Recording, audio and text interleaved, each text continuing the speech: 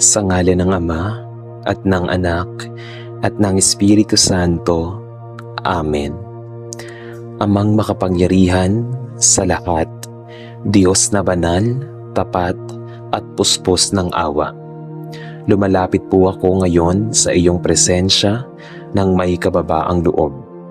Hindi po ako karapat-dapat, hindi po ako malinis, at wala po akong maipagmamalaki sa harap mo.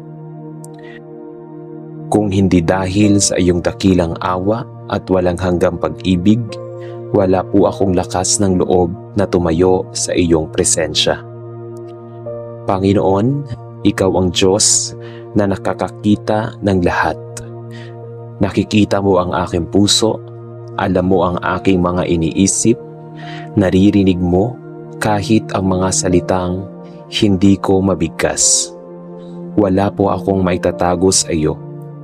Kaya ngayon, O Diyos, bago pa man ako humingi ng tawad, humihinto muna ako upang kilalanin kung sino ka sa aking buhay.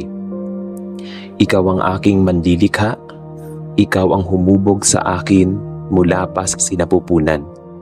Ikaw ang nagbigay ng hininga ng buhay sa aking mga baga.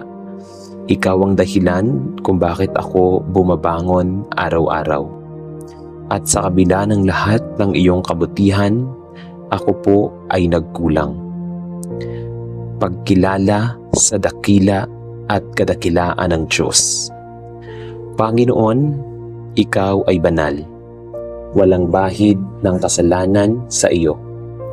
Ang iyong mga daan ay matuwid at ang iyong mga pasya ay perpekto. Ako po ay alabok lamang. Ako ay marupok, ako ay madaling madapa, madaling malinlang, at madaling mahulog sa tukso. Sa iyong kabanalan, malinaw kong nakikita ang aking kakulangan. Sa iyong liwanag, lumilitaw ang aking kadiliman. Sa iyong katotohanan, nahahayag ang aking mga kasinungalingan. Panginoon, hindi po ako lumalapit sa iyo upang magdahilan, hindi po ako lumalapit upang ipagtanggol ang aking sarili, hindi po ako lumalapit upang sisihin ng iba. Lumalapit po ako upang umamin. Ama, patawarin mo po ako. Patawarin mo ako sa mga kasalanang nagawa ko ng may kamalayan. Sa mga pagkakataong alam kong mali pero pinili ko pa rin. Patawarin mo rin ako sa mga kasalanang nagawa ko nang hindi ko namamalayan. Sa mga salitang nakasakit, sa mga kilos na nagpapadulot ng sugat, sa mga desisyong naging sanhi ng pagkasira. Panginoon, patawarin mo ako sa mga salitang binitawan ko ng may galit, mga iniisip kong marumi na hindi kalugot-lugod sa iyo, mga kilos na sumasalungat sa iyong kalooban, mga panahong pinili ko ang sarili kaysa sa iyo. Kung minsan, O Diyos, alam kong tinawag mo ako, ngunit binaliwala ko ang iyong tinig.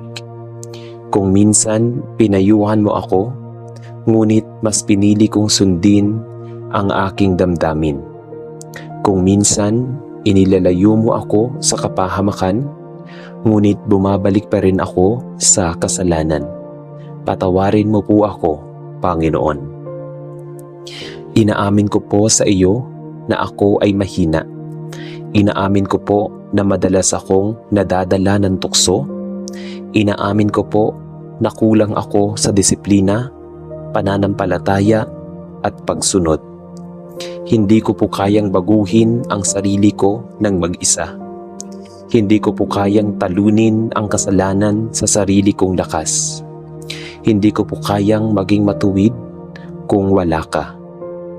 Kaya ngayon, O Diyos, inilalapag ko sa iyong paanan ang lahat ng aking bigat, ang aking mga pagkukulang, ang aking mga kasalanan, ang aking mga lihim na pakikibaka. Wala na po akong itinatago. paglapit sa awa ng Diyos. Panginoon, umaasa po ako sa iyong awa. Hindi sa aking kabutihan, hindi sa aking nagawa, kundi sa iyong dakilang pag-ibig. Ikaw ang Diyos na nagpapatawad. Ikaw ang Diyos na nagbibigay ng bagong simula. Ikaw ang Diyos na hindi sumusuko sa makasalanan. Kung paanong pinatawad mo si David, kung paanong inabot mo ang aligbughang anak, kung paanong binago mo ang buhay ng mga makasalanan. Naniniwala po akong kaya mo rin akong patawarin. Hugasan mo ako, Panginoon, linisin mo ang aking puso, baguhin mo ang aking isipan, bigyan mo ako ng pusong marunong magsisi, hindi lamang sa salita, kundi sa gawa at pamumuhay. Sa puntong ito, O Diyos, pinipili kong magtiwala na naririnig mo ako, magtiwala na pinapatawad mo ako, magtiwala na hindi pa tapos ang aking kwento. Kahit ako ay nagkulang, ikaw ay nananatiling tapat. Kahit ako ay bumagsak, ikaw ay handang magbangon. Kahit ako ay nagkasala, ikaw ay Diyos na mapagpatawad. Salamat po, Ama, sa iyong tiyaga sa akin. Salamat po sa iyong habag na hindi nauubos. Salamat po dahil hindi mo ako tinalikuran. Ama, tinatapos ko po ang bahaging ito ng panalangin na may pusong mapagpakumbaba at umaasang loob. Ito pa lamang ang simula ng aking paglapit at pagsisisi. Sa pagpapatuloy ng aking panalangin, mas malalim pa po akong lumalapit sa iyo. Hindi po ako nagtatago sa likod ng pagkakamahalatang pag-amin. Sa bahaging ito, hinahayaan kong siyasatin mo ang bawat bahagi ng aking pagkatao, ang aking isip, ang aking salita, at ang aking gawa. Panginoon, alam kong ang tunay na pagsisisi ay hindi lamang pag-iyak o paghingi ng tawad, kundi ang tapat na pagharap sa katotohanan ng aking kasalanan. Kaya ngayon, O Diyos, binubuksan ko ang aking puso sa iyong liwanag. Panginoon, patawarin mo ako sa mga maling pag-iisip. Patawarin mo ako sa mga sandaling hinayaan kong manatili sa aking isipan ang inggit sa tagumpay ng iba, galit na matagal kong kinikimkim, pagmamataas at pagmamaliit sa kapwa, pagdududa sa iyong kabutihan at plano. Kung minsan, O Diyos, ang aking isipan ay naging pugad ng takot, pag-aalala at negatibong paghatol. Sa halip na magtiwala sa iyo, mas pinili kong mag-isip ng hiwalay sa iyong katotohanan. May mga pagkakataong pinayagan kong madungisan ang aking isipan ng mga bagay na hindi mo kinalulugdan. Mga kaisipang unti-unting lumalayo sa kabanalan, mga ideyang dahan-dahang pumapatay sa aking pananampalataya. Panginoon, patawarin mo ako. Linisin mo ang aking isipan, palitan mo ang aking mga maling pag-iisip ng iyong katotohanan. Turuan mo akong mag-isip ayon sa iyong kalooban, hindi ayon sa pita ng laman. Ama, patawarin mo rin po ako sa aking mga salita. Sa mga pagkakataong ang aking bibig ay naging sandata ng panlalait, paninira, panlilinlang, pagmumura, mapanakit na pananalita. Kung minsan, O Diyos, nagsasalita ako ng hindi naiisip. May mga salitang binitawan ko na hindi ko na mababawi. Ngunit nag-iwan ng sugat sa puso ng iba. May mga pagkakataong ginagamit ko ang aking bibig upang ipagtanggol ang sarili ko sa halip na ipagtanggol ang katotohanan. May mga panahong nagsinungaling ako upang umiwas sa pananagutan. Patawarin mo ako, Panginoon. Turuan mo akong magsalita ng may pag-ibig. Bigyan mo ako ng bibig na nagbibigay buhay, hindi sumira. Ipaalala mo sa akin na ang bawat salita ay may bigat at pananagutan sa harap mo. Panginoon, patawarin mo po ako sa aking mga nagawa. Sa mga kilos na alam kong mali, ngunit pinili ko pa rin. Sa mga desisyong nagbibigay laya sa kasalanan, hindi sa kabanalan. Sa mga hakbang na naglayo sa akin sa iyo. Kung minsan, O Diyos, mas pinili ko ang aliw kaysa sa tama. Mas pinili ko ang pansamantalang kasiyahan kaysa sa walang hanggang kalooban mo. Mas pinili ko ang sarili kaysa sa iyong utos. May mga pagkakataong naging pabaya ako sa akin tungkulin. Bilang anak, kaibigan, lingkod, at mananampalataya. Patawarin mo po ako sa mga panahong hindi ako tumulong kahit may kakayahan. Hindi ako umibig kahit may pagkakataon. Hindi ako naglingkod kahit tinawag mo ako. Ama, hindi lamang po sa aking mga nagawa ako'y nagkasala, kundi pati sa aking mga hindi nagawa. Patawarin mo po ako sa mga panahong pinili kong manahimik kahit dapat akong magsalita. Umiwas ako sa paggawa ng mabuti dahil sa takot. Hindi ko pinansin ang nangangailangan. Kung minsan, O Diyos, abala ako sa sarili kong mundo, kaya nakalimutan ko ang kapwa. Nakalimutan kong ang pananampalataya ay hindi lamang paniniwala, kundi pagkilos. Patawarin mo po ako sa aking pagiging makasarili. Panginoon, sa bahaging ito ng aking panalangin, hindi ko po hinahanap ang parusa. Hinanap ko po ang pagbabago. Ayaw ko pong manatili sa ganitong kalagayan. Ayaw ko pong bumalik sa dati. Ayaw ko pong ulitin ang parehong pagkakamali. Bigyan mo po ako ng pusong tunay na nagsisisi. Hindi pusong takot lamang sa kaparusahan, kundi pusong nasasaktan dahil nasaktan kita. Hubugin mo po ako, Ama. Putulin mo ang mga ugat ng kasalanan sa aking buhay. Bigyan mo ako ng lakas na tumalikod sa kasalanan at lumakad patungo sa liwanag. Ama, salamat po dahil hindi mo ako tinanggihan. Kahit nakikita mo ang aking mga kahinaan. Salamat dahil sa bawat pag-amin, may kaakibat na pag-asa. Naniniwala po akong ako'y taos-pusong lumalapit sa iyo. Patuloy mo akong binabago mula sa loob palabas. Amang mapagmahal at mapagpatawad, sa bahaging ito ng aking panalangin, Panginoon, dinadala ko po sa iyo ang mga bigat na matagal ko nampasan, mga sugat na hindi nakikita, mga kirot na pilit kong ikinukubli, at mga alaalang paulit-ulit na bumabalik sa aking isipan. Alam mo po, Ama, na hindi lamang kasalanan ang nagpapabigat sa puso ng tao, kundi pati ang kawalan ng kapatawaran sa sarili at sa kapwa. Kaya ngayon, O Diyos, hinihilong ko po ang iyong tulong. Panginoon, patawarin mo po ako, hindi lamang sa aking mga kasalanan, kundi pati sa pagiging mahigpit ko sa aking sarili.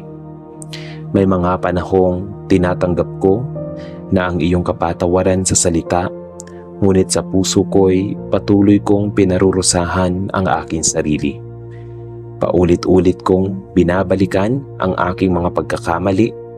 Paulit-ulit kong sinasabi sa aking sarili na hindi na ako karapat-dapat.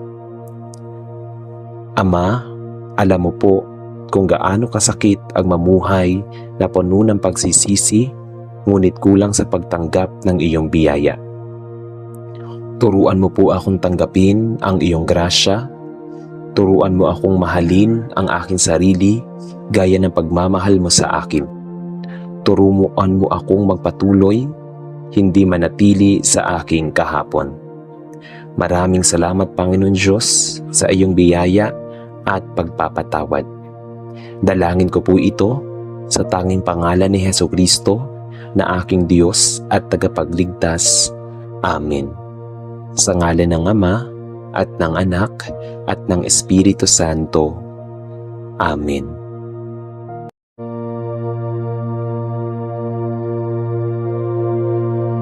Sa ngalan ng Ama at ng Anak at ng Espiritu Santo. Amen. Sa tahimik na sandali ng pagninilay, tayo ay huminto at magbalik loob sa Diyos na pinagmumulan ng lahat ng kabutihan. Sa ganitong diwa, ating ilapit ang ating sarili sa Kanya at hanapin ang biyayang magtuturo sa atin ng tunay na kababaang loob na nagmumula sa pananampalataya. Sabi sa Santiago chapter 4 verse 10, ang nagpapakumbaba ay itataas ng Diyos. Sa paghahanda sa ating pananalangin, ating pakalmahin ang ating isipan at damdamin. Iwanan muna natin ang mga alalahanin ng mundo at hayaang pumasok sa ating puso ang katahimikan ng presensya ng Diyos. Huminga tayo ng malalim at alalahanin na tayo ay alabok lamang. Ngunit minamahal at pinapahalagahan niya ng lubos. Sa bawat pagyuko ng ating ulo at pagtahimik ng ating loob, naway maramdaman natin ang kababaang loob na nagtuturo ng tunay na lakas at ang lakas na nagmumula sa pagtitiwala sa Kanya. Halina at tayo'y manalangin sa Panginoong Diyos. Sa ngalan ng Ama, ng Anak, at ng Espiritu Santo. Amen. Amang makapangyarihan at walang kapantay ang kabanalan, sa oras na ito ay lumalapit ako sa iyo nang may pusong puno ng pasasalamat at pagdakila. Sa bawat umaga na binubuksan mo ang aking mga mata, ipinapaalala mo na ang buhay ay hindi pag-aari, kundi kalooban na marapat na pahalagahan. Salamat sa pagkakataong patuloy na maranasan ang hininga ng buhay, sa init ng araw na nagbibigay ng liwanag at sa malamig na hangin na nagbibigay ginhawa. Sa bawat taong inilalapit mo sa aking landas, pamilya, kaibigan, at maging mga hindi kilala, nakikita mo ang iyong pag-ibig na gumagabay. Maraming salamat, O Diyos, sa mga biyayang nakikita at higit sa lahat sa mga bagay na hindi ko namamalayan, ngunit laging naroroon. Ang proteksyon laban sa kapahamakan, ang mga pintuan ng pagkakataong binubuksan, at ang mga sagot sa panalangin na hindi ko man laging nauunawaan ay pawang para sa aking ikabubuti. Sa gitna ng aking mga tagumpay, naroroon ang iyong kamay na nag-aangat sa oras ng aking pagkatalo. Ikaw ang nagbibigay ng pag-asa upang bumangon. Tunay nga, Panginoon, na walang saysay ang aking pag-iral kung hindi dahil sa iyong kabutihan at malasakit. Subalit higit pa sa lahat ng ito, ang pinakamalaking pasasalamat ko ay ang iyong walang hanggang krus na pinakapatibay na paalala na hindi ko kayang iniligtas ang aking sarili, kundi ako ay lubos na nangangailangan ng iyong habag at awa. Salamat sa biyaya ng kaligtasan, sa pag-asa ng bagong simula, at sa katiyakang kahit paulit-ulit akong nagkukulang. Hindi mo ako sinusuko. Ang Espiritu Santo na iyong ipinagkaloob ay patuloy na nagbibigay ng kaliwanagan sa aking isipan at kalakasan sa aking kalooban. Kaya't Ama, sa bawat pintig ng aking puso at sa bawat paghinga, aking idinadakila ang iyong pangalan at iniaalay ang pasasalamat na walang hanggan. Ngayon, O Diyos na mahabagin, hayaan mong ilapit ko sa iyo ang aking taus-pusong pagsusumamo. Ngayon, O Diyos na mahabagin, hayaan mong ilapit ko sa iyo ang aking taus-pusong pagsusumamo. Alam kong bilang tao, ako ay mahina, marupok at madaling mahulog sa tukso ng pagmamataas at pagkamakasarili. Minsan, sa paghahangad ng tagumpay, nakakalimot akong lahat ng aking tinatamasa ay mula sa iyo. Madalas sa gitna ng papuri at pagkilala ng tao, nagiging bulag ako sa katotohanang ikaw lamang ang nararapat na dakilain. Kaya't Panginoon, turuan mo akong maging mapagpakumbaba sa lahat ng pagkakataon. Alisin mo sa akin ang kayabangan na naglalayo sa akin sa iyo.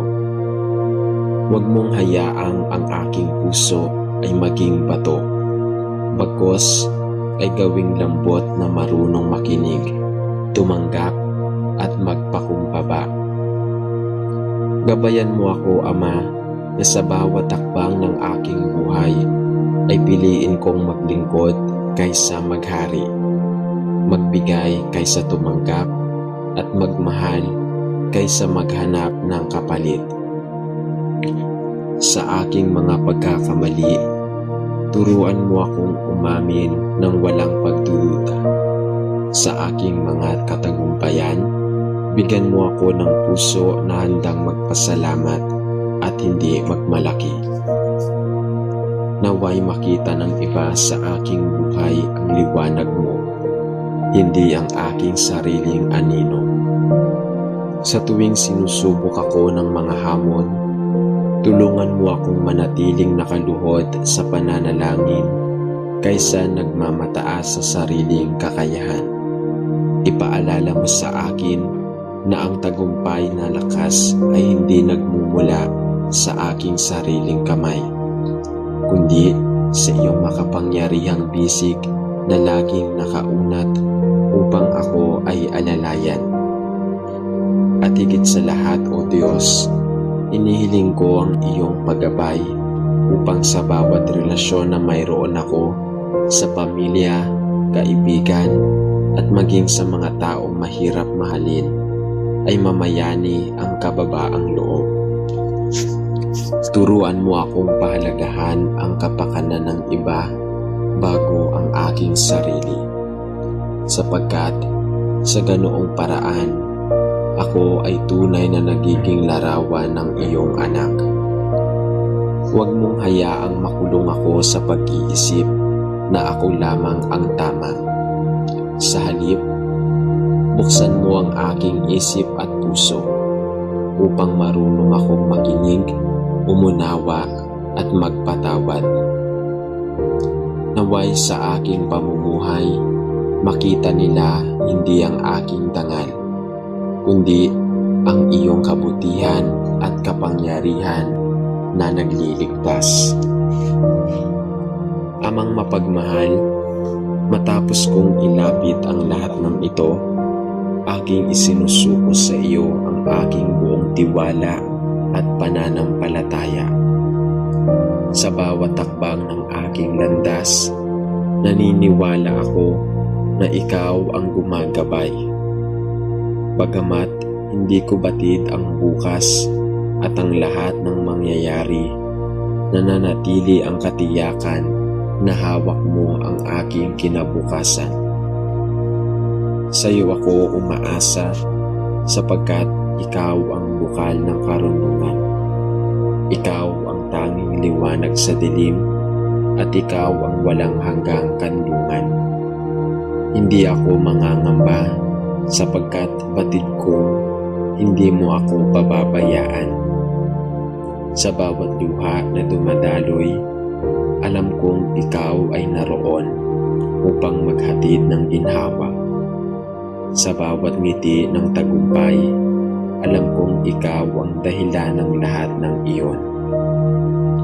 Kaya naman, Ama, sa pagtatapos ng panalangin ito, buong puso kong itinataas ang papuri at pasasalamat. Ikaw ang simula at wakas ng lahat ng bagay. Sa iyo, nagmumula ang tunay na tagumpay at sa iyo ko ibinabalik ang papuri at ang kaluwalhatian. Sa ngalan ng iyong anak na si Jesucristo, kasama ang Espiritu Santo, iniaalay ko ang panalangin ito ng magpapakumbaba, pananampalataya at pagpupuri. Amen.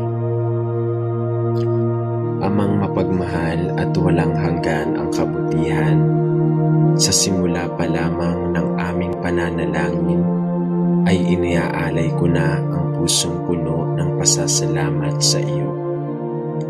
Salamat sa bawat araw na ipinagkakaloob mo sa amin, sa liwanag ng umaga na nagbibigay ng bagong pag-asa, at sa gabi na nagbibigay ng pahinga at katahimikan sa aming kaluluwa.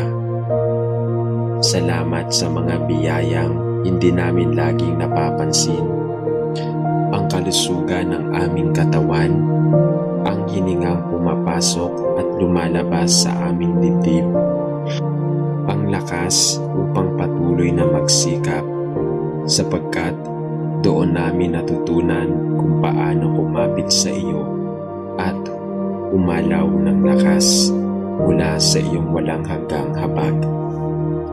Sa lahat ng tagumpay na aming natamo, kami taus-pusong kumikilala na ikaw lamang ang pinagmumulan ng lahat ng ito. Sa lahat ng kabiguan na aming nararanasan, kami nagpapasalamat pa rin sapagkat doon higit naming nararanasan ang iyong paggabay at pag-aaruga. Sa kabila ng lahat ng kabutihang natamo namin, Ama, iniaamin naming kami ay madalas bumagsak sa bitag ng kayabangan. May mga sandali na iniisip naming kami lamang ang may kakayahan at kalakasan, na para bang nakalimutan naming ang lahat ng ito ay nagmumula sa iyo. Sa aming mga labi, may mga salitang minsan ay nakakasakit. Sa aming isipan, may mga pag-iisip na hindi kaaya-aya. At sa aming puso ay may damdaming nakaugat sa pagmamataas. Kaya naman, O Diyos, buong pagpapakumbaba kaming lumalapit sa iyo upang hingi ng iyong kapatawaran. Linisin mo kami mula sa lahat ng dumi ng aming kaluluwa. Hugasan mo ang aming mga puso upang matutong magpakumbaba, magpatawad at magmahal gaya ng pagmamahal mo. Turuan mo kaming makita ang halaga ng bawat isa, hindi dahil sa kanilang rangya o galing, kundi dahil lahat kami ay nalikha mo ayon sa iyong wangis. Panginoon, isinusuko ko sa iyo ang lahat ng bahagi ng aking pagkatao. Kung kami man ay nakakaranas ng pagsubok, huwag nawang lumaki ang aming mga puso sa reklamo, kundi turuan mo kami na tanggapin ito bilang hakbang patungo sa mas malalim na pananampalataya. Kung kami man ay maghatid nito ng mas matinding pagyukod at pasasalamat sa iyo, gabayan mo ang aming isip upang manatili sa daan ng katotohanan. Gabayan mo ang aming mga labi upang magsalita ng mga salitang nagbibigay buhay. At gabayan mo ang aming mga kamay upang gumawa ng mga bagay na nagbibigay karangalan sa iyo. Sa lahat ng pagkakataon na kami nagdadala ng inggit, yabang o pagkamakasarili, ipuin mo ang aming puso upang maalala naming lahat ng mayroon kami ay biyaya lamang mula sa iyo. Inihiling ko rin, Ama, na turuan mo kaming mamuhay ng may pagpapakumbabang pananaw. Naway sa halip na itaas ang aming sarili, ay itaas namin ang kapakanan ng iba. Sa halip na kami ang hanapin ng papuri, ikaw lamang ang aming dinadakila. Ibigay mo sa amin ang lakas upang tanggapin ang aming mga kahinaan at kakulangan. At doon ay makita ang iyong kalakasan na siyang nagpupuno sa aming loob na humingi ng tawad at ng kagandahang loob na magpatawad sa aming kapwa. Sapagkat sa pagpapakumbaba lamang namin, tunay na mararanasan ang kapayapaan ng puso at ang kagalakan na walang katulad. At sa huli, Ama, sa iyo namin ibinabalik ang lahat ng papuri at parangal, ang aming buhay, aming mga pangarap, aming pagsusumikap. Lahat ng ito'y iniaalay naming lubusan sa iyo. Alam naming walang kaming kakayahang ganap na mamuhay ng may kababaang loob kung hindi mo kami sasamahan. Kaya't kami patuloy na nagtitiwala sa iyong kadakilaang plano, nagbibigay sa iyong walang hanggang kabutihan at nagtitiwala sa iyong walang hanggang pag-ibig. Sa iyo kami kumakapit, sa iyo kami umaasa, at sa iyo kami lubos na nagtitiwala. O Diyos na aming Ama, kami ay nagpupuri, kami ay sumasamba, at kami ay nagbibigay ng lahat ng karangalan sa iyo, ngayon at magpakailanman. Amen. Sa ngalan ng Ama at ng Anak at ng Espiritu Santo.